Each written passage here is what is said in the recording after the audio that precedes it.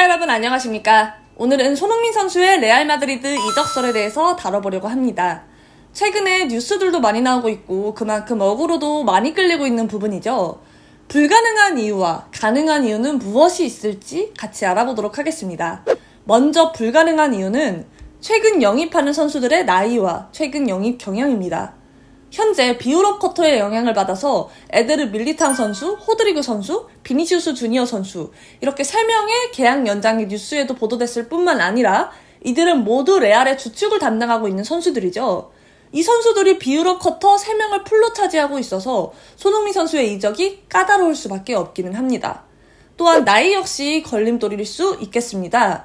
손흥민 선수의 나이는 30살이죠. 가장 최근에 영입한 오렐리앙 추아메니 선수 같은 경우에는 22살이고 이적료는 1억 유로를 지출했다고 합니다. 또한 리디거 선수 같은 경우에는 29살이긴 하지만 FA로 이적료 없이 데리고 온 것이 컸습니다. 또한 리디거는 독일 출신으로 비유럽 쿼터에 아무런 영향을 주지 않기도 하고 해외 축구를 즐겨보시는 분들이라면 다들 아시겠지만 리디거는 최근 전 세계 모든 센터백과 비교를 해봐도 어마무시한 장점과 실력을 가진 선수죠. 물론 실력 면에서 손흥민 선수가 떨어진다고 말씀드리는 것은 절대 아닙니다. 그리고 데이비드 알라바 선수 역시 30살로 나이가 조금 있는 편이긴 하지만 FA로 영입할 수 있다는 가장 큰 장점을 가지고 있었고 라모스랑 바란을 판매하면서 센터백의 이적이 급했던 레알 마드리드이기 때문에 비교적 라모스와 플레이가 비슷했던 알라바 선수에게 눈이 가는 건 당연했던 일이 아닐까 하는 생각이 듭니다. 알라바 같은 선수를 FA로 데리고 올 수 있었다는 것은 레알 마드리드로서도 큰 고민이 되지 않았을 거라고 생각이 들어요. 현재 영입하고 있는 모습을 보면은 어리고 재능 있는 선수들을 영입해서 오랫동안 레알을 이끌어줄 수 있는 선수들을 찾고 있는 듯 보이는데 손흥민 선수의 계약은 아마도 2025년 정도까지라고 보이기 때문에 현재 영입을 하는 사례들과는 맞아떨어진다고 보기에는 굉장한 무리가 있겠다고 말씀드릴 수 있습니다. 이번에는 가능할 수도 있는 이유입니다.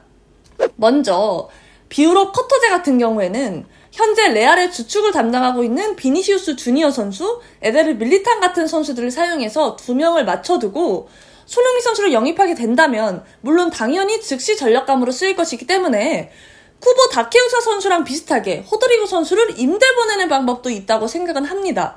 하지만 이번 챔피언스리그에서 엄청난 활약을 보여줬던 선수고 또한 아주 강한 맨시티를 상대로 보여줬던 선수이기 때문에 호드리그 선수를 임대 보내기에는 아까운 자원이라는 생각이 듭니다.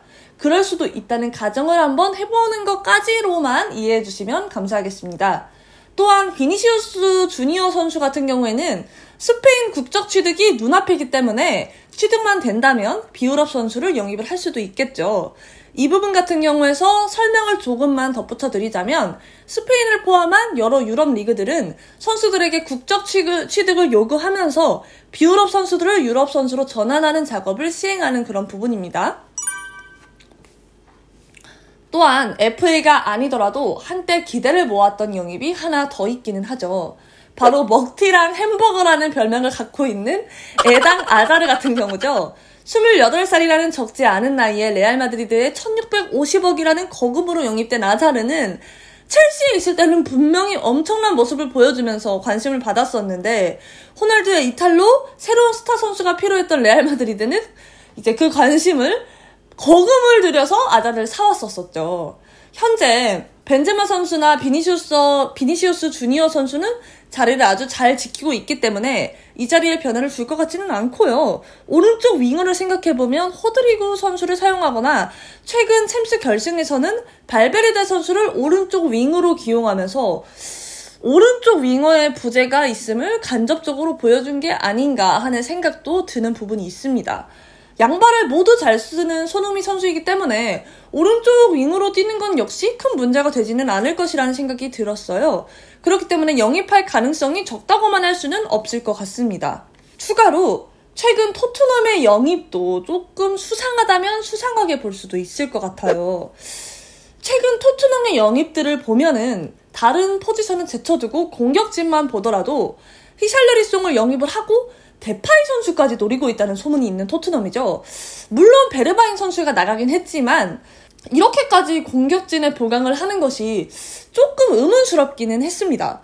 콘테 감독이 사용하는 3-4점 전술로만 생각을 해봐도 백업 선수층이 물론 얇기는 했었지만 데파이 선수 같은 경우만 봐도 백업으로만 쓰이는 계약에 동의할 리가 없지 않을까 하는 생각이 듭니다.